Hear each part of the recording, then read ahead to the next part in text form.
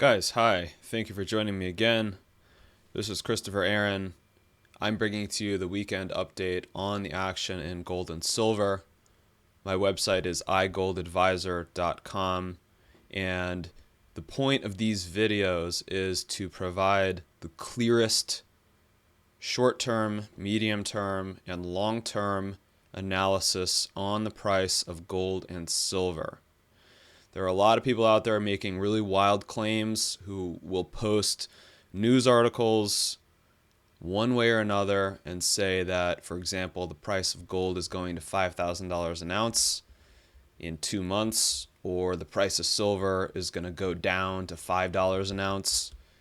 And I'm here to show you what the actual charts are saying.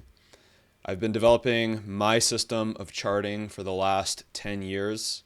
And it works for me, and I think it may help some of you. So that's what I'm trying to bring to you. Thank you for joining me. I'm going to move that over. The thesis is as follows. Gold made a high in 1980 at roughly $850 an ounce. It then spent a generation consolidating before breaking out in 2009, and is now coming down to the vicinity of that breakout. This is very significant from a long-term perspective. The thesis follows that when the retest happens, and when that retest is positive, we will see a multiple of this previous high achieved over the course of the next 5 to 10 years. That's the thesis for gold. For silver, obviously, the thesis is related, but it's not exactly the same. Silver is yet to exceed its 1980 high, which was $50 an ounce. And in that time, there have been these multiple exceeding price spikes happening every several years. So the thesis is that the next price spike will see silver exceed $50 an ounce. And eventually that $50 level will act as a floor, as 850 has for gold. Now, if you don't agree with this thesis to any extent, I would say you're probably better off investing in other markets. There's plenty that's hot these days. Gold and silver have taken a beating over the last few years. So if you're looking at this from the perspective of what has performed well, yes, there has been a bear market here in gold and silver. However, keep this in mind. The only way you can profit in the markets is when you disagree with the market.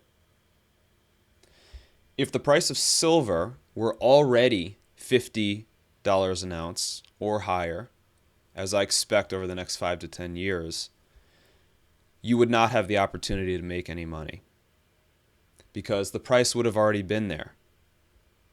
So this low that is forming right now and the related low in gold is the opportunity for profit.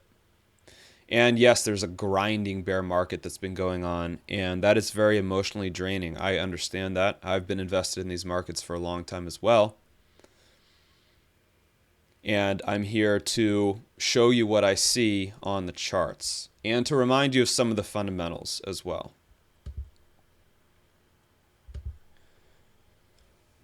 One of those fundamentals. Now, I assume that most people here are already well versed on the concepts of fiat money, the concept of central banking, political manipulation as far as the currency goes, the US dollar and all world currencies being completely unbacked by any tangible assets. There are plenty of videos out there on YouTube to explain this. What I'm looking at here is another aspect of this fundamental picture. So here we have what is referred to as the consumer price index, this being a basket of goods representing or attempting to represent a standard cost of living over the course of a period of time. So this would include things like clothing, food, gasoline, heating expenses, things such as this. Now, in a stable economy, as you can see here, over the period from the colonial times through the founding of the Federal Reserve in 1913, the overall price level of this basket of goods stayed more or less even for several hundred years. You had little spikes, and notice that these corresponded with times where there was a war going on. The War of 1812, the Civil War, World War I happening here at this spike. But notice what happened after the creation of the Federal Reserve. We have basically entered this time period here where the price level of goods and services has just skyrocketed. For most people who were born after the 1940s or 50s, which is going to be the bulk of people watching this video right now, the only thing that you know as your reality is that prices continue to go up every year, more or less. Yes, some years certain prices go down. Some years gasoline is a little bit cheaper. Maybe the price of walnuts goes down over the course of a year. But year in and year out, this consumer price index has been rising since the 1950s. So there's something very wrong with this when you compare it to the historical precedent of a currency that has some tangible backing, such as gold. So this is one of those fundamentals that has probably brought you to this channel. And thanks again for watching. We do like to cover some of the fundamentals from time to time, even though my core belief based on the analysis that I've been doing is that the fundamentals show up in the charts. So it's not that they don't matter, it's that all the price action shows up in the charts. So I like to look at that hard data because I think it helps us to make some money, as opposed to paying attention to emotional sentiment. Now, another fundamental to look at, this is the percentage of gold as represented in the sum of the world's investable assets over the course of the last 100 years. Now, let me say that again. So you have, imagine every dollar, every stock, every bond, every real estate investment. Take the sum of all of that, and this graph shows what percentage gold is at various times.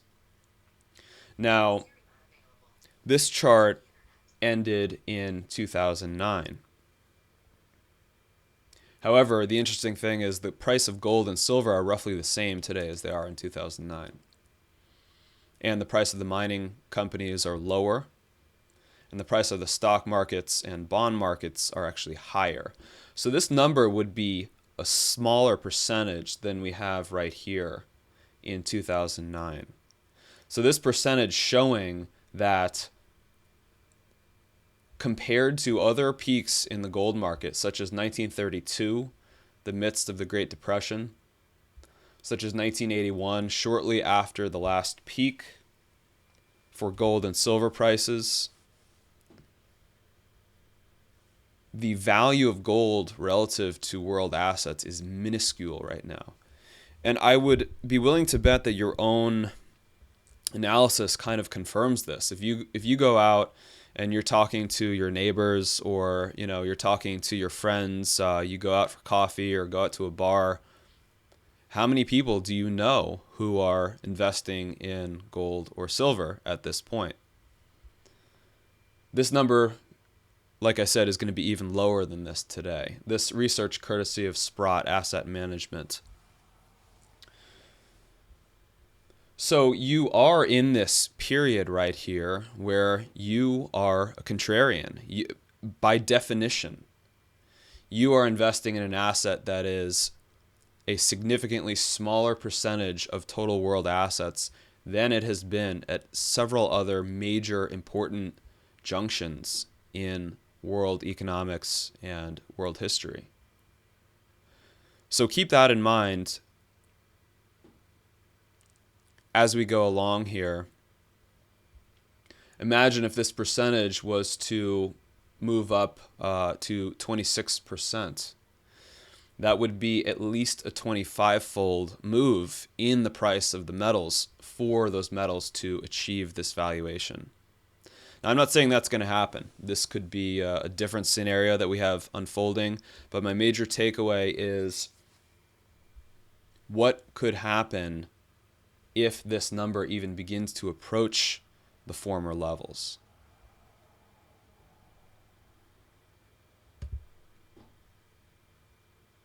We turn now to the action over the last 3 days. Very flat.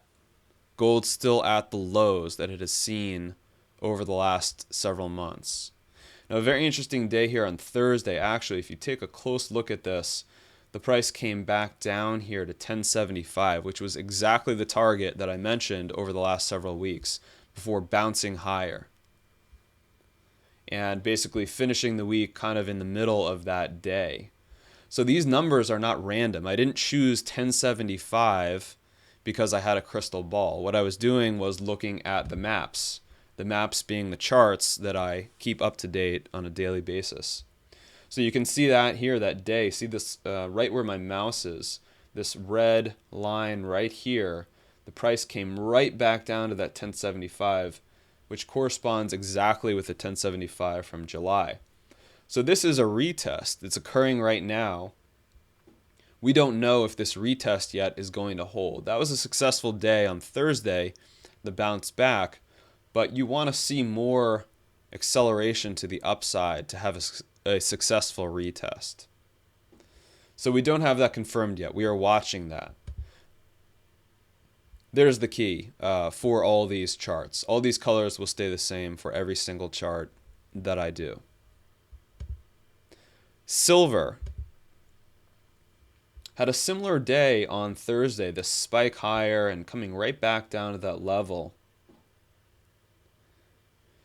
Now, the low for silver from several months ago was 14, so this kind of little spike up was happening slightly above that level. It looks to me like traders were just buying silver as they were watching the price of gold retesting. So you'll always have that. You always have trading activity moving in with the markets, sometimes exacerbating the movements higher and lower, sometimes evening out the price movements. So speculative trading activity is not evil or bad. It actually helps market liquidity over the long run because you have more buyers and more sellers involved in the market, and the market can find its true level quickly in that environment. So that leaves us right down here. You can see silver right above the August low, having broken through this uptrend here, this short-term uptrend, right back at the lows. So we're watching this, guys. This was more of a fundamental-based video, and the next video that I do is going to show some projections for how the bottom may look in the price of gold and silver. I just wanted to get this video out for more of a fundamental-based look at the CPI and the percentage of gold as a total of the world's assets. We have those retests. We've talked about this. Previous videos showing the 850 to 1033 level as being the most likely level for a final retest in gold should it break lower. Silver retesting the low at 14 right now.